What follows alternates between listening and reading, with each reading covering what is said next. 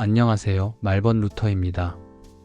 오늘은 우리나라 단편문학 가운데 가장 아름다운 서정소설로 꼽히는 작품을 함께 나누겠습니다. 이효석 선생님의 메밀꽃 필 무렵입니다.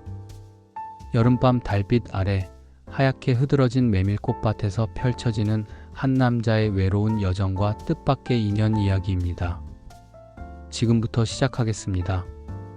어느 여름밤 강원도의 한 장터에서 이야기가 시작됩니다. 장터는 여전히 시끌벅적했습니다. 하루 장사를 마친 상인들이 모여 앉아 술을 마시고 이야기꽃을 피우고 있었거든요. 그 한가운데 허생원이라는 중년 남자가 있었습니다. 허생원은 장돌뱅이였습니다. 한 곳에 정착하지 못하고 이 장터 저 장터를 떠돌며 장사로 생계를 이어가는 사람이었죠. 50이 넘은 나이에도 혼자였습니다. 가족도 없고 정착할 고향도 없는 외로운 인생이었습니다. 그날 밤도 다른 상인들과 함께 술잔을 기울이고 있었는데 성미가 급한 성서방내와 말다툼이 벌어졌습니다. 허생원, 당신 말이 너무 건방지구만. 뭐 내가 언제 건방졌다고 그러시오? 말이 오가다 보니 분위기가 험악해졌습니다. 화가 난 허생원은 자리를 박차고 일어났습니다. 됐소, 됐어. 나는 이만 가겠소. 그는 짐을 챙겨 장터를 떠나기로 했습니다. 밤이 깊었지만 어쩔 수 없었습니다. 그런데 그때 젊은 장사꾼 하나가 허생원을 따라왔습니다. 아저씨, 저도 같이 가면 안 될까요? 20살 남짓해 보이는 젊은이였습니다. 사람들은 그를 동이라고 불렀습니다. 허생원은 처음엔 귀찮아했습니다. 혼자 가는 게 편한데 뭔 상관이야. 하지만 동이는 끈질겼습니다. 아저씨, 혼자 가시기엔 밤길이 위험해요. 저도 어차피 같은 방향이거든요. 결국 허생원은 동이와 함께 길을 떠나게 되었습니다. 달빛이 밝은 밤이었습니다. 두 사람은 나란히 걸으며 이야기를 나눴습니다. 동이야, 너는 참 순진하구나. 세상이 그렇게 호락호락하지 않아. 허생원은 젊은 동이를 보며 자신의 젊은 시절을 떠올렸습니다. 아저씨도 젊을 때가 있으셨겠죠? 동이의 순수한 질문에 허생원은 잠시 말을 잃었습니다. 오래 묻어둔 기억이 되살아났기 때문입니다. 그럼 나도 젊었지. 그때는 꿈도 많고 사랑도 했었어. 허생원의 목소리에 그리움이 배어났습니다. 평양에서 장사할 때였는데 한 여인을 만났었지.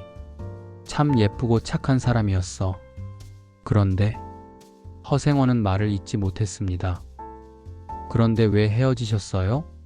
동이가 조심스럽게 물었습니다. 바보 같은 자존심 때문이었어.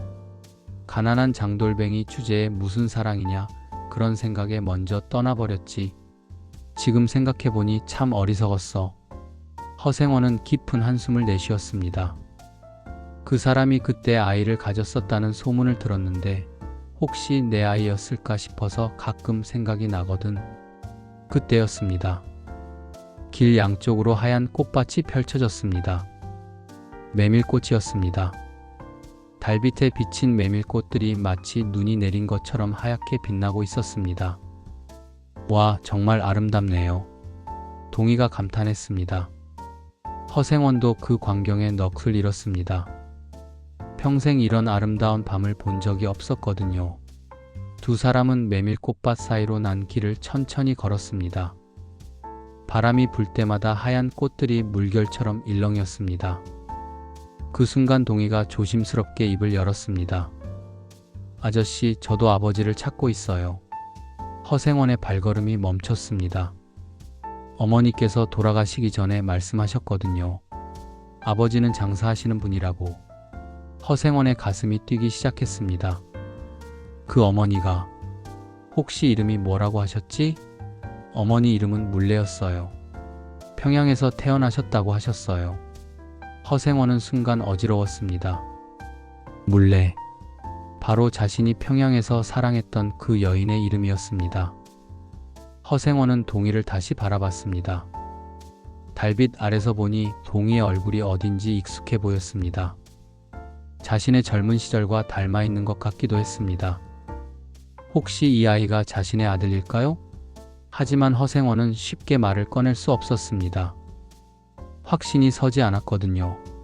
그 어머니가 어떤 분이셨지? 허생원이 떨리는 목소리로 물었습니다. 정말 착하셨어요.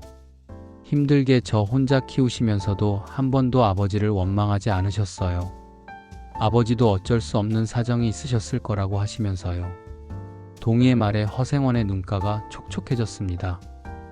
두 사람은 말없이 메밀꽃밭을 걸었습니다. 허생원은 마음속으로 수없이 고민했습니다. 이 아이에게 진실을 말해야 할까? 아니면 그냥 모른 채로 두는 게 나을까? 평생 떠돌며 산 자신이 과연 아버지라고 할 자격이 있을까 싶었습니다. 동희야. 허생원이 조심스럽게 불렀습니다. 네, 아저씨.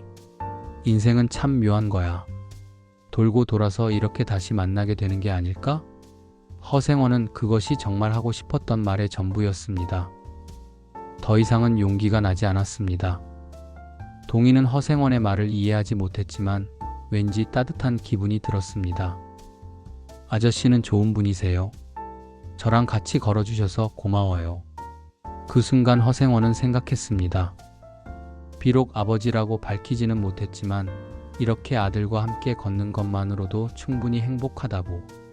하얀 메밀꽃들이 달빛에 흔들리며 두 사람을 축복하는 것 같았습니다. 허생원과 동희의 그림자가 꽃밭 사이로 나란히 이어졌습니다. 그것은 단순한 동행이 아니었습니다. 오래된 인연이 만들어낸 기적 같은 만남이었을지도 모릅니다. 새벽이 가까워올 무렵 두 사람은 다음 마을에 도착했습니다. 여기서 헤어져야겠네요. 동희가 아쉬워하며 말했습니다. 그래, 조심히 가거라. 허생원은 동희의 어깨를 한번 토닥여 주었습니다. 아버지로서 해줄 수 있는 유일한 표현이었습니다. 동희가 떠나간 뒤 허생원은 혼자 메밀꽃밭을 바라봤습니다. 이제 다시 외로운 길을 걸어야 했습니다. 하지만 마음은 한결 가벼웠습니다. 평생 짊어지고 다녔던 후회와 그리움이 조금은 위로받은 것 같았거든요.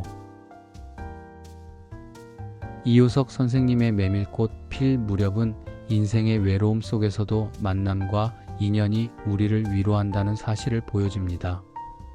때로는 말하지 못한 진실도 함께 걷는 그 순간만으로 충분한 의미가 될 수 있습니다.